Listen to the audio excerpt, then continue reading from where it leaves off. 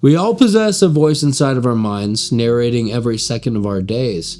It can work in absolutes, it can attempt to see the future, it can label and judge, but the only thing that it can't seem to do is stop looping. It's probably going right now, contemplating what to eat for dinner, or just thinking about how work will go next Monday. As you listen, realize that you aren't that voice that's speaking. No, you're something else.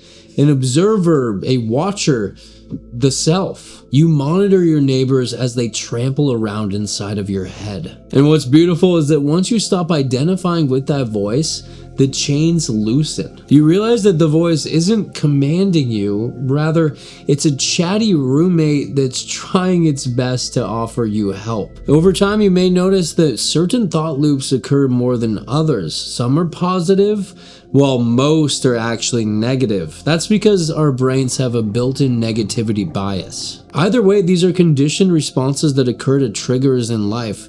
In other words, they're habits. And like any physical habit, they may be trained, molded, and even transformed. Let's get into my 4 practical steps to do just that. Step 1, naming. Your thoughts aren't original works. They don't appear out of thin air and at random. In fact, they are just conditioned responses to your emotional state. And your emotional state is shaped by what's happening around you. Cues in the form of stressors, social dynamics, sleep, hunger, uncertainty, often things that you can't fully control. And the loop often happens like this. Cue triggers the emotion where the thought arises, which triggers your behavior. I bet you're thinking of curating the perfect environmental circumstances so that you may foster positive cues and eliminate bad ones. And while this is a great idea in theory, in practice, it does not live up to its potential. While we can certainly minimize environmental cues, for example, you can limit your phone use, which is a whole Pandora's box of uncertainty. We can't fully control these cues because the world is too unpredictable. Even if you can magically remove every single cue from your environment, life would still find a new way to trigger you again. So since we can't rely on perfect circumstances to control our emotions, where do we infiltrate the loop? Well, we rewrite the conditioned script that arose with the emotion, which begins by identifying the thought loop in the first place. Going forward, every time that you hear a thought that isn't serving you, I want you to backtrack a bit. 1. Identify the emotion that the thought is accompanied by. Example, anger.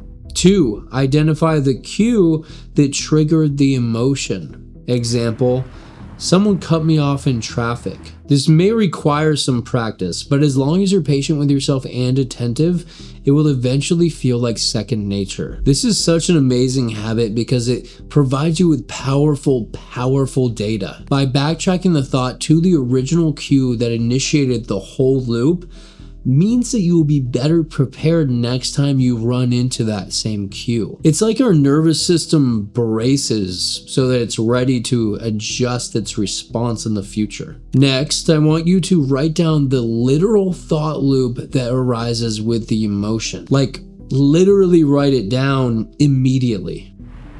3. Identify the exact thought word for word. Example, of course this happens to me. People are so selfish.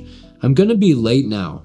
This always ruins my day. If you don't have a pen and paper, then put it in the notes app on your phone, text it to a friend, or even just say it out loud. It doesn't matter, just get it out. Because if you just keep it in your brain, then it will vanish as quickly as it arose. Doing this is how you've been handling it for your whole life, and look how far that has got you. No offense, just bring it outside of your brain and body. Here's step 1, all tied together. Emotion, anger, cue, someone cut me off in traffic. Exact thought, word for word.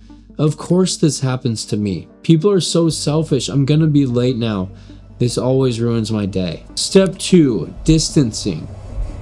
This step, simply put, is designed to bestow you with power that you likely did not know that you possess. And it boils down to this. realize that just because this is the first thought that arose with your emotion does not make it true. It just means that this is the most well-worn neural network in your brain that's used to being fired under these very specific circumstances. In other words, this is just the strongest connection that you have right now, but that does not make it permanent. In fact, our brains are constantly rewiring even into old age. Try creating distance from this thought loop by realizing that it is just a thought, and our thoughts are just our minds telling a story. In fact, your thoughts aren't even real until they influence your actions. And you, as the self, inherently contain the ability to choose which thoughts you are going to act upon. Learning this gave me immense relief over my mental state. I realized that since my thoughts can be changed over time, and since they're not even real unless I act upon them, then there's nothing stopping me from aligning my internal landscape with how I want to behave out in the world. Step 3, reshaping.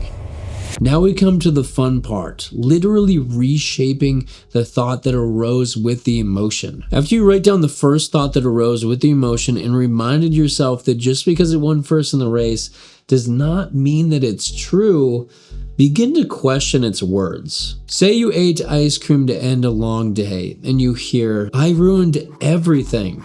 I'm going to gain all that weight back." Begin to question its reasoning. Is it really true that you ruined everything? Will you actually gain all that weight back?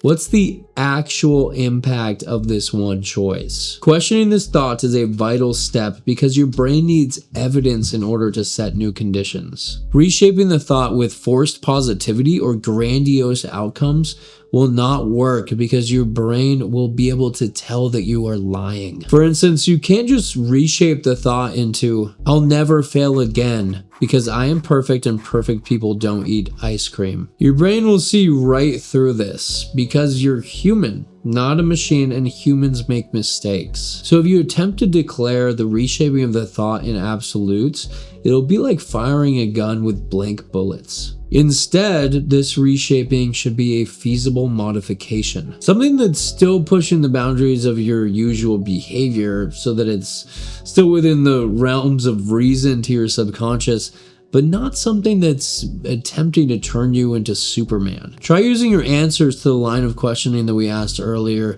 in order to inform your new and improved thought. Is it really true that you ruined everything? No, I just went over my target once. Will you actually gain all that weight back?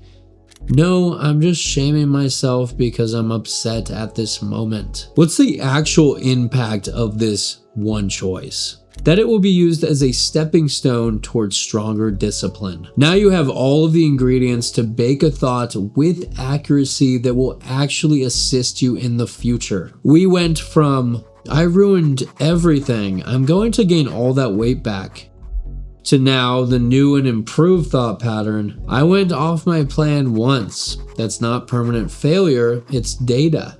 Tomorrow I'll return to normal and spread out my calories to increase satiety." Step 4, proving. While reshaping your thought loop is a powerful and essential step of the process, it isn't the whole picture. Oh, how magical of a place it would be if that was all that it took. Lastly, we need to test it out in the field. Remember when I stated that thought loops are just habits? Well, how are habits shaped and broken? Through deliberate repetition. From here on out, every single time that you hear the old thought loop, repeat steps 1 through 3. Seriously. And ideally, you choose a thought loop that you hear daily, because to make any habit stick, you need to reinforce it frequently. Of course, if it is a rarer loop, then there is still merit in trusting the process. It just may take a little bit longer to reach fruition. Now, I know that this seems like it's going to take a ton of work, But if it were easy, then everybody would have a perfectly polished internal landscape, but that just isn't the case. I recommend that you start small so that you do not overwhelm yourself before the real progress is internalized. Begin with a single recurring thought. Not 2, not 5, not 10, 1. This way, the burden and stakes of this practice are very low, therefore reinforcing consistency. Additionally, we'll further reinforce the reshaped thought by proving it via action. This is done by tying the reshaped thought to a small behavior that is very accessible, something that doesn't require too much willpower to enact. After which, write out the evidence that the intended action will actually do what it's intended to do. This can be short and sweet. Here's an example. Old loop, I'm awkward. I'm going to say something stupid. They can tell I'm anxious. Reshaped thought. I don't need to perform, I just need to be present. Curiosity is louder than self-judgment. Proving action. Ask one genuine question and hold eye contact for 2 full seconds while they answer. This proves I can stay here. I can connect. I don't need perfection. This step is so incredibly powerful because thoughts are literally meaningless until they're brought into reality through behaviors. Because if you just exclusively think your thoughts but never actually act on them, then nothing would ever happen. What's beautiful about this whole process is that through repeated practice, you will eventually become better at actually recognizing negative self-talk and changing it. In other words, by putting in the work, then the work starts coming in naturally until it feels like you have a whole new brain. And wouldn't that just be the most amazing, magical thing? To live with chatty neighbors that are actually friendly and assisting you in the life that you want to live. I used to be so incredibly socially anxious that I couldn't even talk in groups. I would avoid raising my hand when I had a question in classroom settings just because I was so anxious.